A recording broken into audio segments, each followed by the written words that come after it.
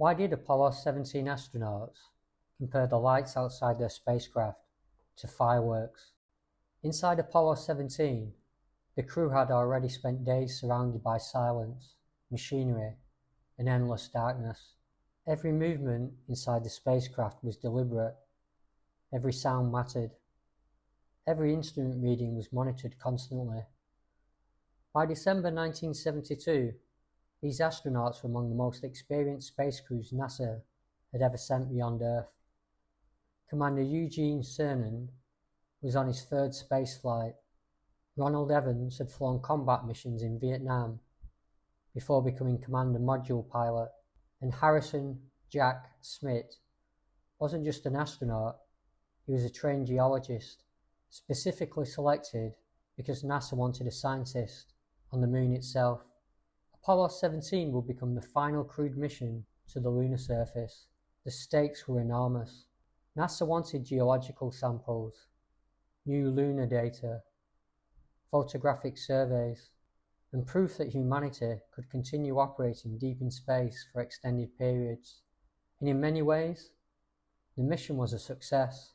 The crew collected more than 240 pounds of lunar material, conducted multiple surface experiments, used the lunar roving vehicle to travel further across the moon than any previous Apollo crew, and returned safely to Earth after one of the most scientifically productive missions NASA had ever completed. But decades later, another moment from Apollo 17 would begin drawing renewed attention, not because of what the astronauts brought back from the moon, but because of what they reportedly saw while they were there. At one stage during the mission, members of the crew began discussing unusual lights visible outside the spacecraft. Against the blackness of space, bright objects appeared to drift beyond the capsule windows. According to mission transcripts, later revisited during modern UAP discussions, one of the astronauts compared the scene outside to the 4th of July. The wording stood out immediately, not because astronauts had never seen unusual visual effects before, but because these men were highly trained observers, operating in one of the harshest environments imaginable. And in space, perspective becomes deceptive very quickly. Sunlight can reflect from tiny particles. Ice crystals released from the spacecraft can appear to glow intensely. Debris can drift silently for miles against a pitch-black background. NASA has historically explained many Apollo-era anomalies using those kinds of environmental and optical effects, and many experts today still believe the Apollo 17 lights likely had a perfectly ordinary explanation. But others argue the incident remains interesting precisely because of how the astronauts described what they saw. Not panic, not excitement, observation, professional, measured observation. And that detail mattered, because Apollo astronauts were trained to report unusual events calmly and accurately, especially anything involving spacecraft safety or environmental conditions. Years later, renewed public interest in the incident began growing after declassified and resurfaced UAP-related files started circulating online alongside archived Apollo material. Historical photographs connected to Apollo 17 were suddenly being shared again across news articles, documentaries, forums, and social media. One image in particular drew major attention. The photograph appeared to show 3 bright lights suspended above the lunar horizon in a triangular formation.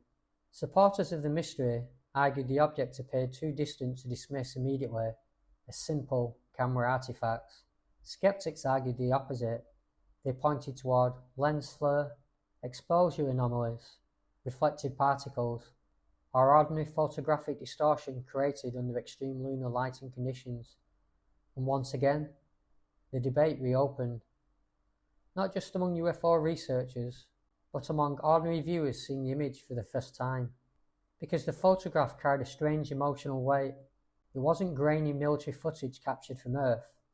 It was Apollo, the moon, NASA, real astronauts, real mission transcripts, real history. And that changes how people emotionally process the mystery. What also fuels discussion is the timing of the renewed interest itself. For years, many Apollo-era stories remained buried inside archives, specialist discussions, or obscure transcript collections known mostly to historians and enthusiasts. But recent UAP disclosure movements, particularly the wider release and re-examination of government-related files involving unidentified aerial phenomena, have pushed older incidents back into public view. That doesn't mean Apollo 17 encountered extraterrestrial craft, but it does mean old reports once dismissed as forgotten curiosities are now being examined again by a new generation already focused on unexplained phenomena. And Apollo 17 sits in a uniquely powerful position within that conversation, because unlike modern sightings filmed briefly on phones, this happened during one of the most important missions in human history. And by the time Apollo 17 returned to Earth, the astronauts became global figures.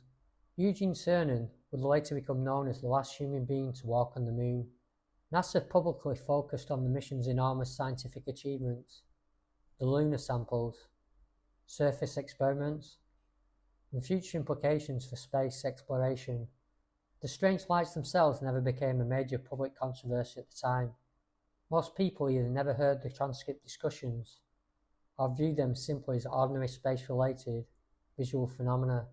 It was only decades later, through archival research, transcript reviews, documentaries, internet discussion, and modern disclosure culture, that the incident slowly returned to public attention.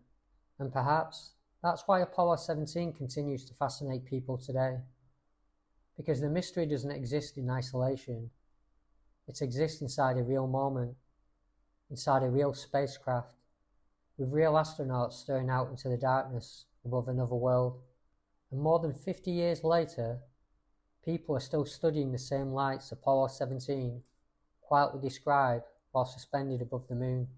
Not because anyone proved what they were, but because somewhere in the silence of deep space, something unusual enough to be remembered drifted past the windows of Apollo 17.